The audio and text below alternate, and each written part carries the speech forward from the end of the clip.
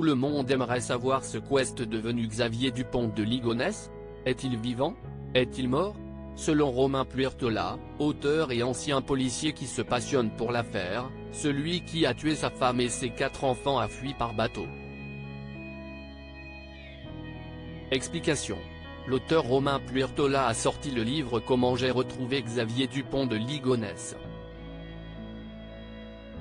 Le romancier est pour la première fois parti d'une véritable affaire judiciaire pour son ouvrage.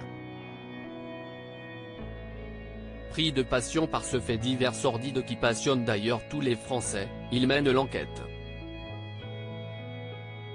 Nice Matin est allé à sa rencontre ce 2 février. Romain Puertola est persuadé de pouvoir retrouver Xavier Dupont de Ligonnès, auteur des meurtres de sa femme Agnès et de leurs 4 enfants, tués entre le 3 et 6 avril 2021. Selon lui, XDL ne s'est pas suicidé mais serait bien vivant, comme l'américain John List, qui 20 ans avant Xavier Dupont de Ligonnès, a assassiné sa famille. De nombreuses similitudes existent entre les deux affaires concernant la méthodologie des meurtres, avant de partir et de refaire sa vie. Celui-ci a été retrouvé 18 ans après avoir commis l'irréparable. Xavier Dupont de Ligonnès aurait pu fuir grâce à un bateau. Selon Romain Puertola, le père de famille a fui à l'étranger et plus précisément à bord d'un bateau de la marine marchande.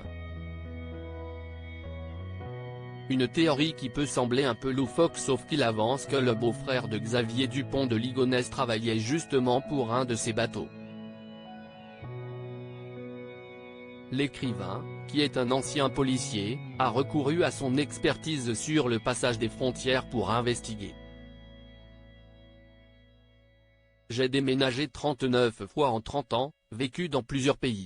Ce qui m'a permis de me glisser dans la peau de cet homme lui-même doté d'une grande capacité d'adaptation, qui a habité aux États-Unis et parlait plusieurs langues, déclare-t-il à nos confrères. Xavier Dupont de Ligonnès, aucune trace de lui, vivant ou mort. Ce que l'on sait pour sûr CIST que la dernière fois que Xavier Dupont de Ligonnès a été vu, CIST a un distributeur où il a retiré 30 €.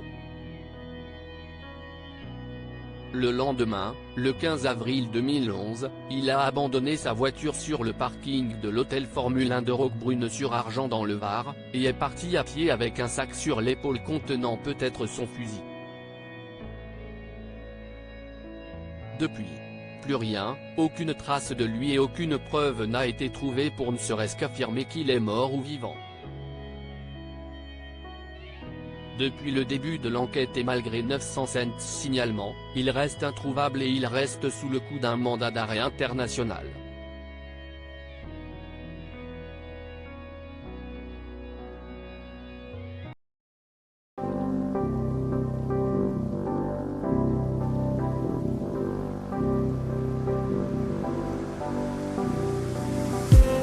I just need